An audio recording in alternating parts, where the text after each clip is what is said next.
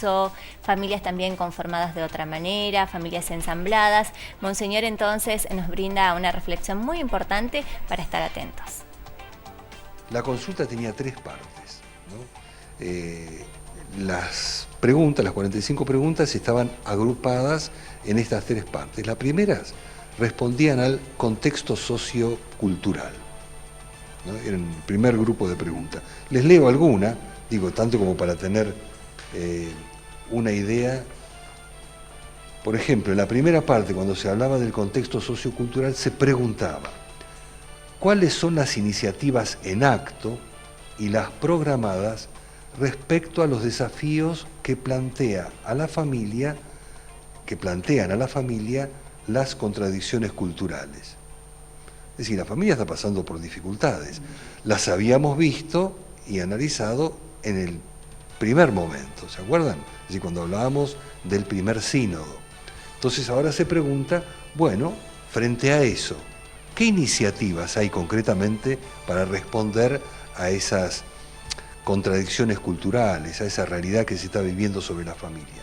Leí que por allí el ítem decía familias heridas. Familias heridas, familias ensambladas, familias que están pasando dificultades de todo tipo, empezando por las dificultades de convivencia que tiene el matrimonio, hasta las convivencias de diverso tipo, ¿no? Bueno, frente a eso, ¿qué estamos haciendo, ¿no? Pastoralmente?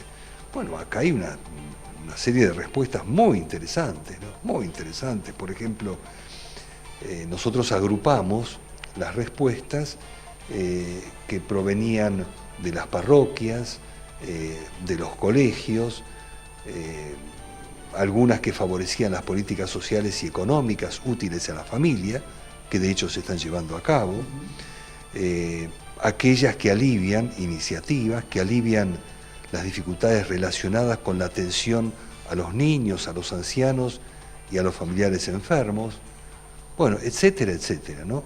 Esto, digamos, estamos hablando, mostrando rápidamente lo que fue una pregunta, ¿no?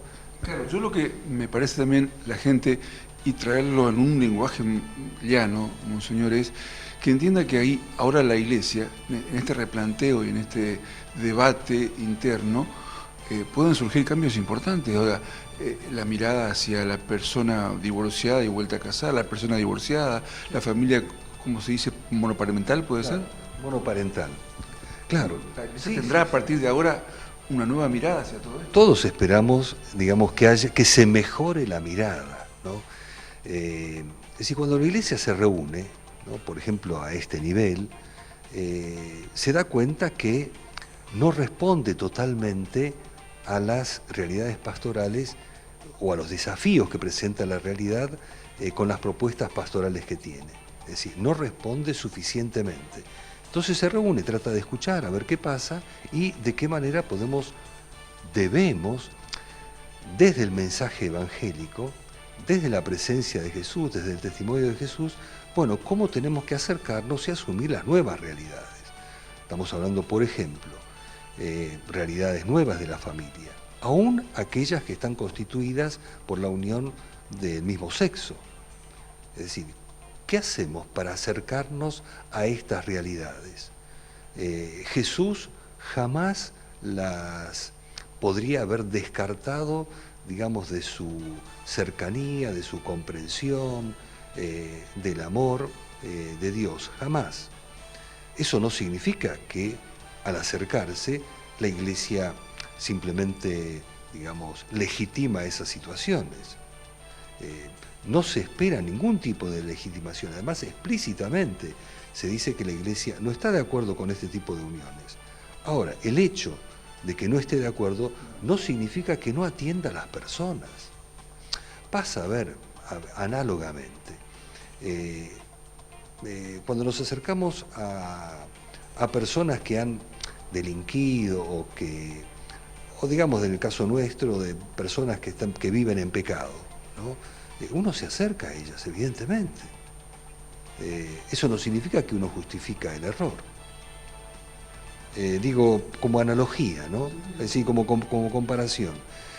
Por eso la Iglesia está buscando hoy, por supuesto, siempre desde la luz de la palabra de Dios y del ejemplo de Jesús, esta actitud samaritana, ¿no?, que siempre la tuvo la Iglesia. Siempre hubo sínodos a lo largo de la historia por las situaciones cambiantes que vive la humanidad, ¿no? Hoy, bueno, estamos en este momento con estas realidades y bueno, y estamos llamados a enfrentarlas, digamos, con un espíritu evangélico, es decir, haciendo presente el amor de Dios testimoniado por Jesús ante estas realidades, ¿no? Pero me parece también bueno decir que hay matrimonios que viven con fidelidad su vida matrimonial, su testimonio cristiano como matrimonios. Hay muchos matrimonios que lo viven con fidelidad. Entonces la Iglesia hoy se pregunta de qué manera debemos sostener hoy, acompañar estas realidades.